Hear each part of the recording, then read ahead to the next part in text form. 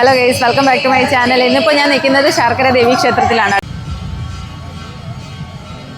ഇവിടെ ഇങ്ങനെ ഈ ഒരു ഭരണി മഹോത്സവം നടക്കുന്ന സമയത്ത് നമുക്കിവിടെ വരാതിരിക്കാൻ കഴിയില്ല കേട്ടോ. കാരണം അത്രയധികം തിരക്കും അതുപോലെ തന്നെ ക്ഷേത്രത്തിലെ പൂജാ കാര്യങ്ങളൊക്കെ ആണെങ്കിലും നമുക്ക് ക്ഷേത്രം ഒന്ന് വന്ന് തൊഴുവാനും ഒക്കെ നമുക്ക് തോന്നുന്ന ഒരു സമയം കൂടിയാണ് കേട്ടോ. അത്രയ്ക്ക് എനിക്ക് തോന്നുന്നു ഈ ഒരു നാടൊന്ന് ഉണരുന്ന ഒരു സമയം കൂടിയാണ് ഈ ഒരു ഉത്സവം നടക്കുന്ന സമയം. അപ്പോൾ നമുക്ക് ഇവിടുന്ന് ഗാർഡനിലേക്ക് മാത്രമല്ല കേട്ടോ, വീട്ടാവശ്യത്തിനുള്ള സാധനങ്ങളും ഒക്കെ ഇവിടെ നമ്മുടെ ഗാർഡനുമായിട്ട് ബന്ധപ്പെട്ട കുറച്ച് സാധനങ്ങൾ നമുക്ക് ഇവിടുന്ന് ഈ ഭരണി മഹോത്സവത്തോടനുബന്ധിച്ച് ഇവിടെ ഒരു പറമ്പും കാര്യങ്ങളും ഒക്കെ ഉണ്ട് കേട്ടോ. അപ്പോൾ നമുക്ക് ഇവിടെ നിന്ന് തന്നെ അതെല്ലാം മേടിക്കാൻ പറ്റും. ഞാനിങ്ങനെ എല്ലാ വർഷവും വരാറുണ്ട്. അപ്പോൾ അതിന്ന് കുറച്ച് മേടിക്കണമെന്ന് കരുതിയിട്ടാണ് വരുന്നത്. നമുക്ക് എന്തൊക്കെ പ്ലാന്റ് ഒക്കെ ഉണ്ടെന്ന് നോക്കാം കേട്ടോ.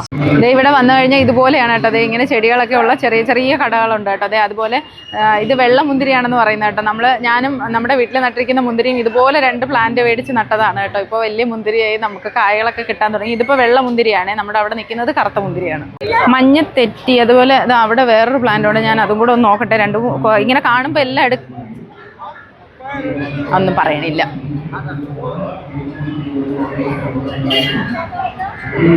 പ്ലാന്റുകളും അതുപോലെ തന്നെ പൂത്ത് നിൽക്കുന്നതും ഒക്കെ ഉണ്ട് കേട്ടോ. ഇപ്പുറത്തെ മെലസ്റ്റോമി അതുപോലെ തന്നെ ഡാലിയൊക്കെ ഒത്തിരി പൂത്ത് നിൽപ്പുണ്ട്. നമുക്ക് ഈ പൂക്കളൊക്കെ കാണുമ്പോൾ ഇങ്ങനെ എടുക്കാൻ തോന്നും കേട്ടോ. ഇവിടെ തന്നെ വളവും ഒക്കെ ഇതിൻ്റെ അകത്ത് കിട്ടും കേട്ടോ. നമുക്ക് വിങ്കാ റോസ് ഒന്ന് നോക്കണം. വിങ്കാ റോസ് ഉണ്ടോ എന്ന് ചോദിച്ചു നോക്കട്ടെ. എനിക്കുണ്ടായിരുന്നു, നശിച്ചു പോയത്. പറഞ്ഞോട്ടെ. കാസ്കേഡ് എന്ന് പറയുന്ന പ്ലാന്റ് ആണ് കേട്ടോ. നിക്കോഡിയ എന്നും കൂടെ ഒരു പേരുണ്ടല്ലേ. അപ്പോൾ അതുപോലെ ഒരു പ്ലാന്റ് എടുത്തിട്ടുണ്ട്. മുന്നേ എൻ്റെ അടുത്ത് ഉണ്ടായിരുന്നതാണ്. അത്യാവശ്യം നമുക്ക് വേനലിലൊക്കെ നട്ടിട്ട് പോയാലും ഇപ്പോൾ വീട്ടിലാരും ഇല്ലെങ്കിൽ തന്നെ കുറേ നാൾ ഇതിങ്ങനെ കേടുകൂടാതെ നിന്നോളും. കുറച്ച് വെള്ളത്തിൽ ഒത്തിരി പൂക്കൾ നമുക്ക് തരുന്ന ഒരു പ്ലാന്റാണ്.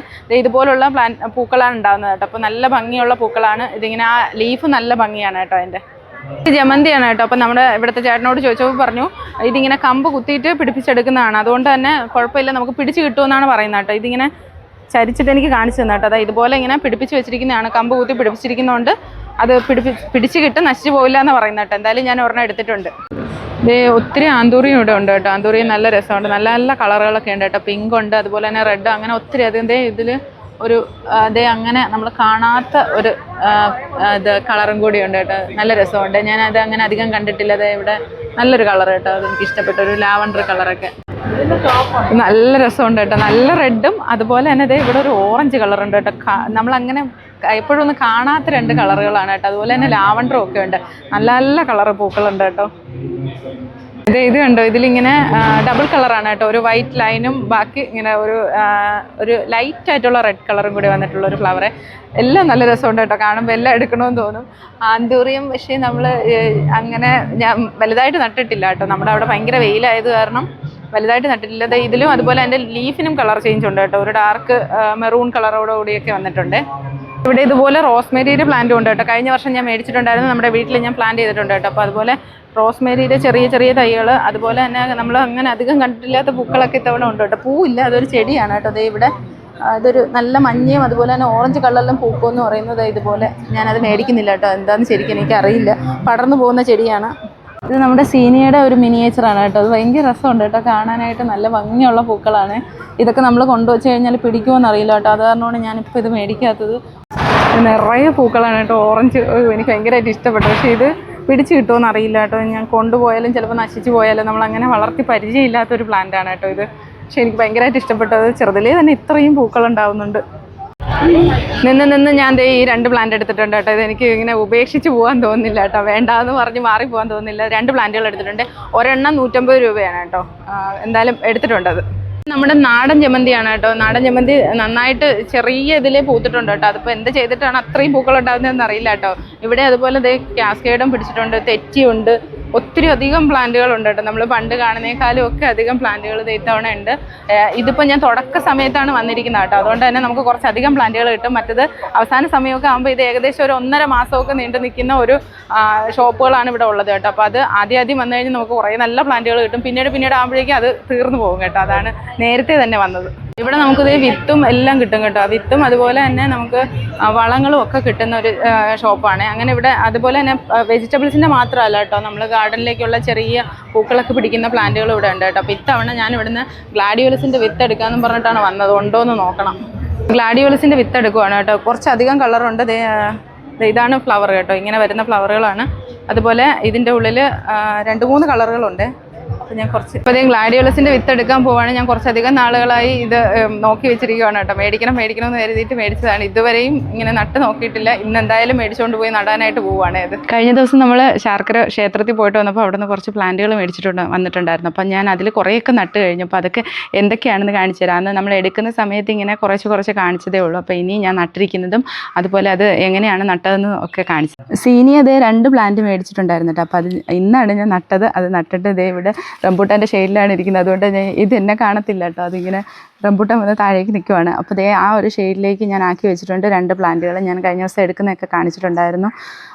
എന്തായാലും 2-3 ദിവസം കഴിഞ്ഞിട്ടാണ് ഇത് ഇന്ന് നട്ടതേ ഉള്ളൂ. അപ്പോഴേക്കും നല്ല ഉഷാറായിട്ട് തന്നെ നിൽക്കുന്നുണ്ട്. വേറെ കുഴപ്പമൊന്നുമില്ല. അപ്പോൾ ഇനി അടുത്തത് കാണാം. ജമന്തി ഇതേ അവിടെയാണ് വെച്ചിരിക്കുന്നത് കേട്ടോ. നമ്മുടെ സ്വിമ്മിംഗ് പൂളിൻ്റെയൊക്കെ സൈഡിൽ നമ്മുടെ ഇപ്പോൾ മത്സ്യകൃഷിയാണ് ചെയ്യുന്നത്. അതിൻ്റെ സൈഡിലായിട്ട് ഇതേ വെച്ചിട്ടുണ്ട് കേട്ടോ. അവിടെയാണ് ഇരിക്കുന്നത്. നല്ല വെയിലാണിപ്പോൾ. ജമന്തി ഞാൻ റിപ്പോർട്ട് ചെയ്തിട്ടുണ്ടായിരുന്നു. ജമന്തി നമ്മുടെ ഫിഷ് ടാങ്കിനെയൊക്കെ സൈഡിലായിട്ട് വെച്ചിട്ടുണ്ട് കേട്ടോ. അപ്പോൾ അത് കുറച്ച് ദിവസങ്ങളായി ഞാൻ കൊണ്ടുവന്നതിൻ്റെ പിറ്റേന്ന് തന്നെ നട്ടിട്ടുണ്ടായിരുന്നു. അപ്പോൾ അത് നന്നായിട്ട് തന്നെ ഇരിപ്പുണ്ട്. ഇതേ ഒരു ചെറിയ ഗ്രീൻ കളറും യെല്ലോയും ഒക്കെ കൂടെ വരുന്ന ഫ്ലവറുമായിട്ട് നല്ല ഭംഗിയായിട്ട് തന്നെ ഇരിപ്പുണ്ട് കേട്ടോ. നല്ല വെയിലത്താണ് ഞാൻ വെച്ചിരിക്കുന്നത്.